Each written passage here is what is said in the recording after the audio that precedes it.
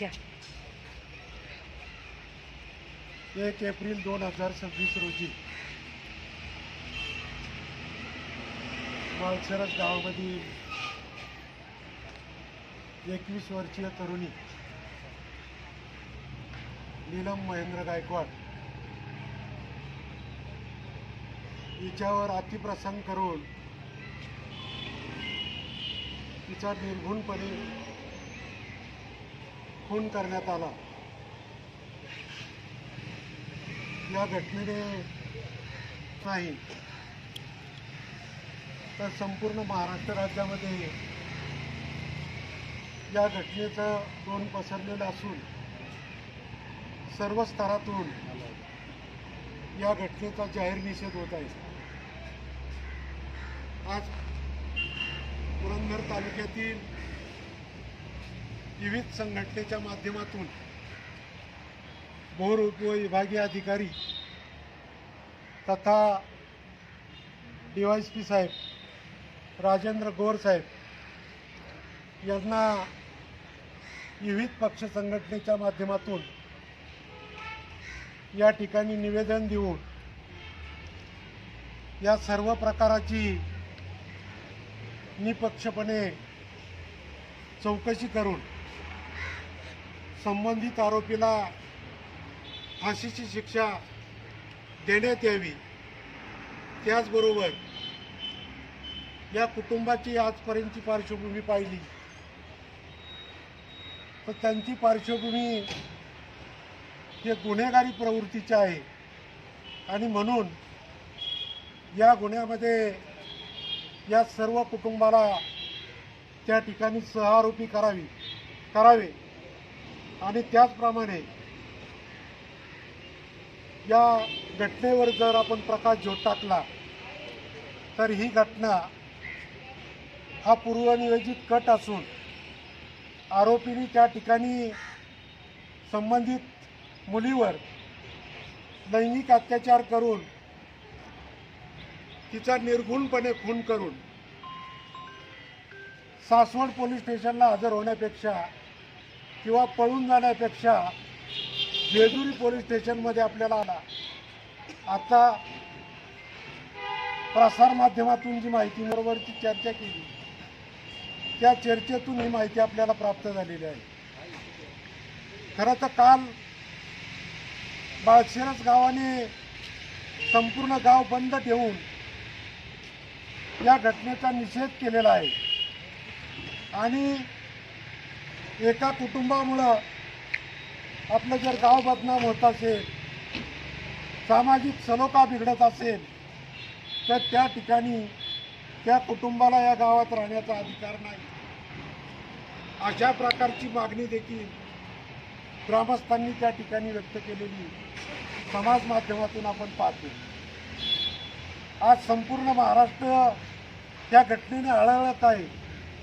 अनेक ठिकाणावरून फोन येत आहे, परंतु पोलीस प्रशासन योग्य प्रकारे तपास करत आहे.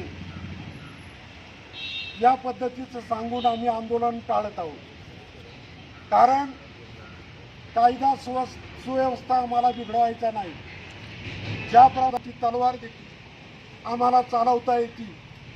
त्यामुळं आरोपीचे वडील हे कितीही गुन्हेगारी पार्श्वभूमीचे असले तर त्यांना जर त्याच पद्धतीचं उत्तर अपेक्षित असेल तर ते उत्तर देण्याची क्षमतासुद्धा महामानव डॉक्टर बाबासाहेब आंबेडकरांच्या विचारानं आणि छत्रपती शिवरायांच्या विचारानं आम्हाला त्या ठिकाणी दिलेले आहे.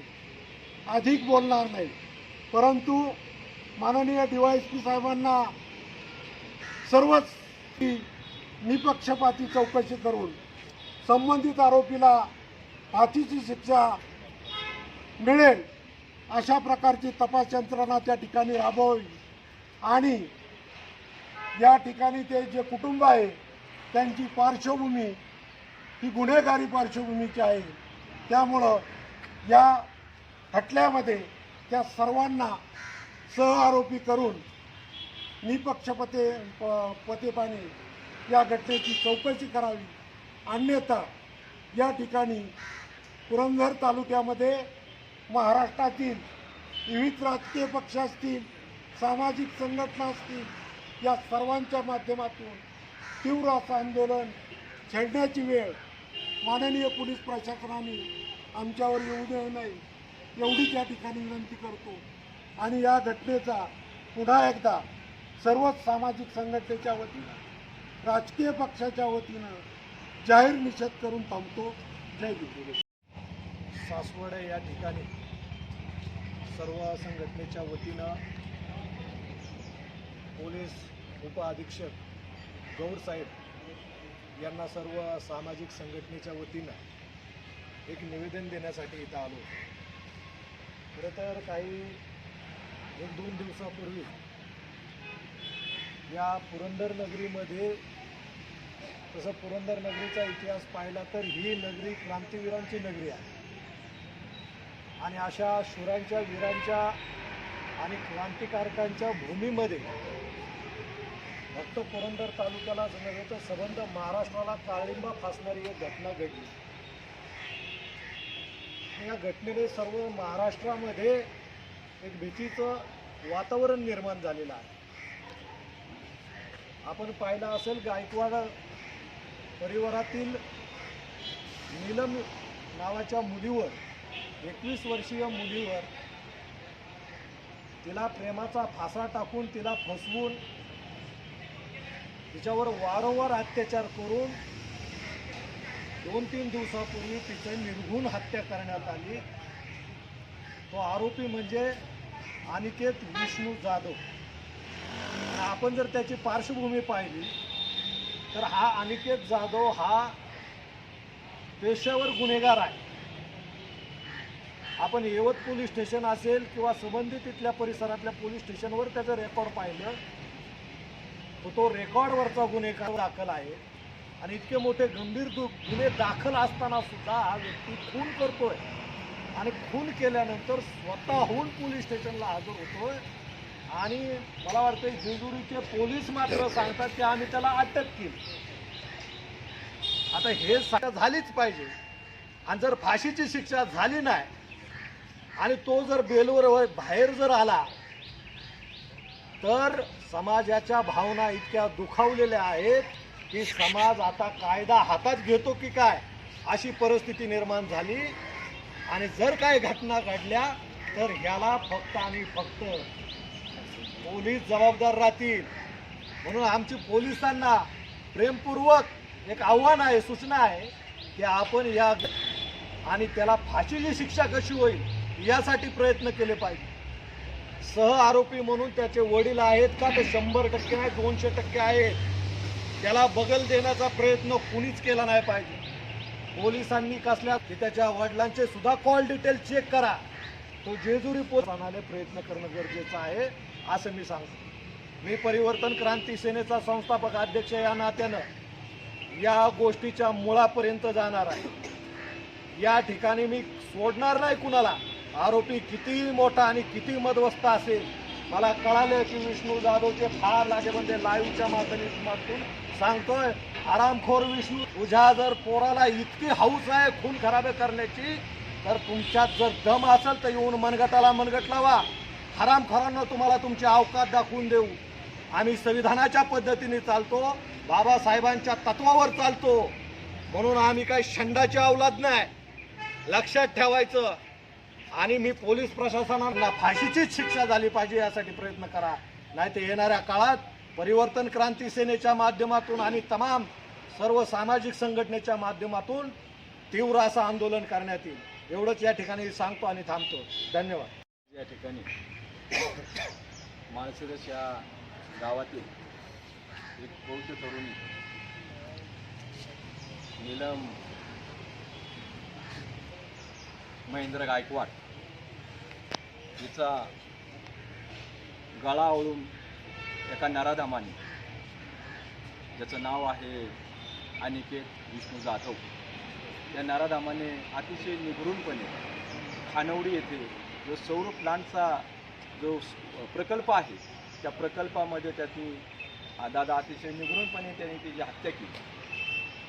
तिची हत्या केल्यानंतर हा इसम हा नराधम जेजुरी पोलीस स्टेशनला जाऊन हजर होतो आणि जेजुरी पोलीस स्टेशनला हजर झाल्यानंतर तिथले संबंधित पोलीस यंत्रणा तिथले PI त्याला घेऊन घटनास्थळी येतात आणि घटनास्थळी आल्यानंतर संबंधित युवतीला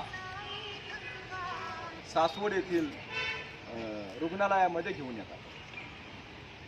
ही मुलगी कॉलेजमधून हा घेऊन गेला, किती वाजता घेऊन गेला, तिथं कधी नेली, कधी तिला मारली, त्याच्यानंतर तो किती वेळ त्या प्रेताशी काय करत होता, म्हणजे ही निश्चितच महाराष्ट्राला नव्हे संपूर्ण भारत देशाला काळिंबा फासणारी घटना आहे. ही विकृतीची प्रचंड मोठी विकृती आहे, इतकंही सोपा विषय नाही. याच्यामध्ये या घटनेच्या मुळाशी गेलं तर थंड डोक्याने केलेला हा एक खून आहे असं मला वाटतं. या ठिकाणी पुणे जिल्ह्यातील सर्व सामाजिक संघटनांनी या ठिकाणी येऊन पोलीस स्टेशनला, या पोलीस स्टेशनचे उपविभागीय अधिकारी जे गौर साहेब आहेत DYSP, त्यांना आपण निवेदन दिलेलं आहे. निवेदनाच्या माध्यमातून आम्ही त्यांना हे सांगितलेलं आहे की आमच्या भावना तीव्र आहेत, महाराष्ट्रभर याचं लोन पोचलेलं आहे. तुम्ही आरोपीला अटक केली नाही तर आरोपी स्वतःहून तुमच्या तिथं हजर झाला. काही प्रसारमाध्यमांना माझी विनंती आहे की चुकीच्या पद्धतीच्या बातम्या छापू नका. जर आरोपी स्वतःहून पोलीस स्टेशनला हजर झाला असेल तर तातडीने आणि वेगाने कारवाई करून पोलिसांनी त्यांना अटक केलं असं अजिबात म्हणू नका. कारण तुम्ही लोकशाहीचा चौथा आधारस्तंभ आहे, तुम्ही जनसामान्य सर्वसामान्य लोकांचा चौथा आधारस्तंभ आहे. म्हणून माझं सांगणे जे आहे ते स्पष्टपणे तुम्ही लिहा, त्याच्यामध्ये मांडा. कुठल्या तरी एका दैनिकामध्ये मी वाचलं की पोलिसांनी तातडीने आणि वेगाने कारवाई करून त्या आरोपीला, अरे आरोपीच तिथं जाऊन हजर झाला तर तुम्ही पोलिसांनी अटक करायचा प्रश्न काय येतो? पोलिसांनी त्याला पकडलं तिथं आणि तिथून येऊन शहानिशा करून ते प्रेत ताब्यात घेऊन नंतर पुढची कारवाई सुरू झाली. दुसरा विषय असा आहे की या आरोपीचे जे वडील आहेत, या आरोपीचे वडील जे आहेत विष्णू जाधव, यांच्यावर यापूर्वी MPD अंतर्गत कारवाई झाली होती, मोका अंतर्गत. म्हणजे निश्चितच हे कुटुंब गुन्हेगारी पार्श्वभूमीचं आहे आणि गुन्हेगारी पार्श्वभूमीचं असणारं हे कुटुंब. म्हणून आमच्या सर्वांना संशय आहे की हा पोरगा जेजुरी पोलीस स्टेशनलाच हजर का झाला.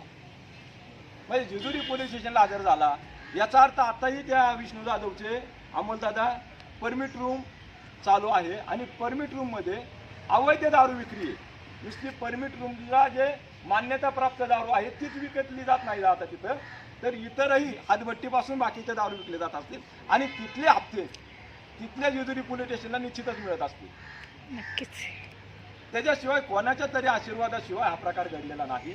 म्हणून आमचं असं म्हणणं आहे की संबंधित पोलिसांचे जे कॉल डिटेल्स आहेत त्या पोलीस महिलावाल्यांचे जे अधिकारी कर्मचारी असतील दादा, त्यांचे सुद्धा कॉल डिटेल्स चेक केले पाहिजेत आणि यांना तर फाशीची शिक्षा झालीच पाहिजे. मुलाच्या वडिलांना तर सहआरोपी केलाच पाहिजे.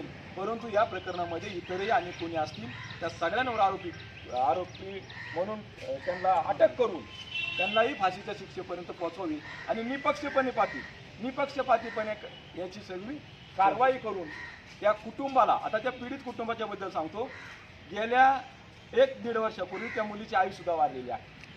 आता ही मुलगी मिली, आता त्या घरामध्ये फक्त तो मुलगा आणि तिचा बाप, तिचा पोटा पाण्याचा प्रश्न आहे.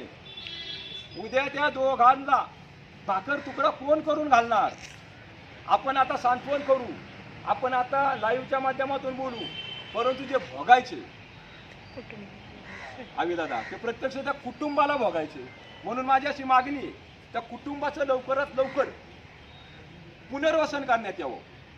जो आता नवीन GR आलाय, जे आता साहेबांशी आपली चर्चा झाली, की त्या कुटुंबातील एका व्यक्तीला नोकरी दिली जाईल.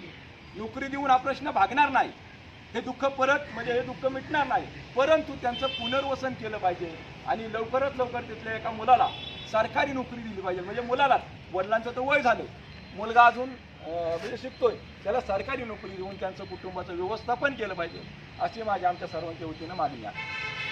आरोपीला फाशीची शिक्षा झालीच पाहिजे आणि या प्रकरणामध्ये जे गुन्हेगार सामील असतील त्या सर्वांवर कारवाई करावी. दुसरा विषय असा आहे, माळशिरस ग्रामस्थ सुद्धा आक्रमक आहेत. माळशिरस ग्रामस्थांना सुद्धा या बाबतीत प्रचंड त्रास आहे आणि सर्व गावाच्या शांततेचा, पुरंदर तालुक्याच्या शांततेचा आणि सुलक्याचा विचार करून पोलिसांनी कारवाई करावी अशी मी या आपल्या सर्वांच्या वतीनं बहुजन हक्क परिषदेचा संस्थापक अध्यक्ष या नात्याने आणि जे संघटना सहभागी झाले त्या सर्व संघटनांच्या वतीनं मी नम्र असं निवेदन करतो, विनंती करतो, जर तपास योग्य दिशेने झाला नाही तर याचं लोन महाराष्ट्रभर पसरेल आणि त्याची सर्वच जबाबदारी पोलीस प्रशासनावर राहील आणि मी या ठिकाणी थांबतो.